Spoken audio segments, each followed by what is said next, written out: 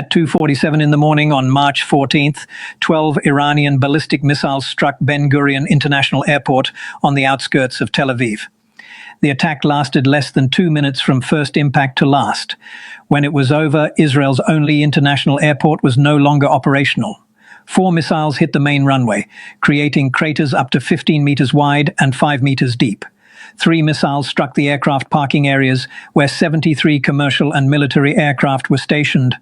2 missiles hit the fuel storage tanks, igniting fires that were still burning 18 hours later. 2 missiles struck Terminal 3, causing structural collapse.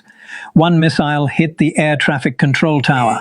89 people were killed, the majority of them ground crews, overnight maintenance workers, and passengers sleeping in the terminal waiting for early morning departures. 234 people were wounded. Ben Gurion International Airport is completely closed. No flights are landing, no flights are departing.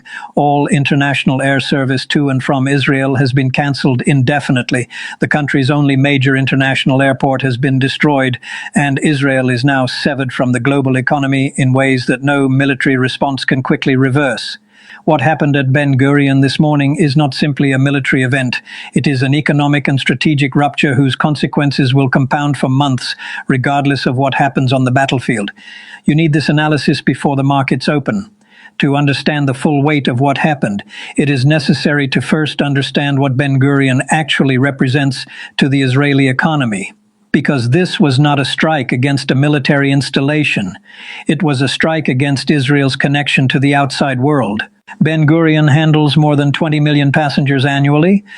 It processes the overwhelming majority of Israel's international passenger traffic, cargo operations, business travel, medical evacuations, and military logistics dependent on civilian air infrastructure, tourism revenue, foreign investment flows, emergency supply chains, and the basic projection of national stability all run through this single facility.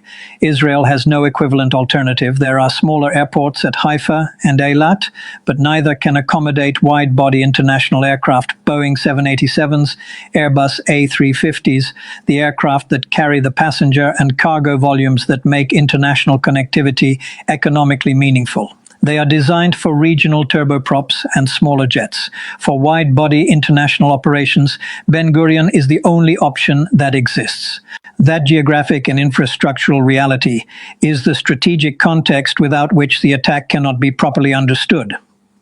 Iran did not destroy one of several options. It destroyed the only option.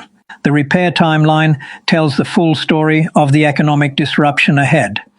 The main runway craters, 15 meters wide, 5 meters deep, require excavation, compaction, and repaving with reinforced concrete capable of bearing wide-body aircraft loads. Runway repairs alone will take 4 to 6 months.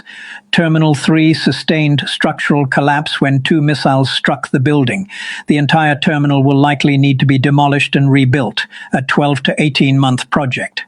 73 aircraft wreckages need to be cleared from the aprons and taxiways before normal operations can resume, a 2 to 3 month process involving cutting burned aircraft into sections and removing the debris.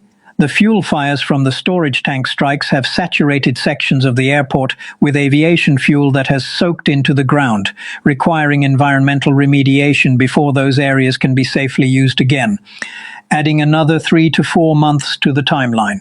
The optimistic estimate for reopening Ben Gurion is September 2026. The realistic estimate is January 2027. Israel will be without a functioning international airport for a minimum of 6 months and potentially up to 10. Now to the question that defense analysts are already examining with urgency: why did 31 interceptors fail to stop a single one of the 12 incoming missiles? Ben Gurion was protected by 3 Iron Dome batteries positioned around the airport perimeter. Those batteries were fully operational on the night of March 13th. They detected the incoming missiles. They fired 31 interceptors. Not one interception succeeded. The failure was not random, and it was not a malfunction. It was the result of a weapon system specifically engineered to defeat exactly this kind of defensive response. According to preliminary IDF assessments, the 12 K-bar Shikan-4 missiles approached Ben Gurion from multiple simultaneous directions, not from a single vector, but from several different approach angles at once. Each missile carried a cluster munition warhead that deployed 10 submunitions during terminal descent. That means 12 incoming missiles became 120 separate targets at the moment the warheads opened. The Iron Dome system tracked the incoming missiles and attempted to engage them, but the K-bar Shikan-4 submunitions are specifically designed to defeat interception. They maneuver unpredictably during descent using GPS guidance and control fins. They deploy at altitudes low enough that the Iron Dome has minimal engagement time remaining. And when 120 submunitions arrive simultaneously from multiple directions, the defensive system's processing capacity is overwhelmed. It cannot generate and execute engagement solutions fast enough to address the volume. Not one missile was intercepted. All 12 reached their target zones. The submunitions struck the runways, the terminal, the fuel storage, the aircraft parking areas, and the control tower with a precision that the IRGC described as designed to produce maximum operational disruption and maximum economic damage. On both counts, the objective was achieved. This is the same cluster munition problem that this channel has been tracking since the IDF's own admission that approximately 50% of Iranian ballistic missiles in this conflict have carried cluster warheads. The defensive mathematics of a single incoming warhead become the defensive mathematics of dozens of independent maneuvering submunitions the moment the casing opens at altitude. No currently deployed missile defense architecture anywhere in the world has the simultaneous tracking and engagement capacity to address that volume. At 2:47 in the morning on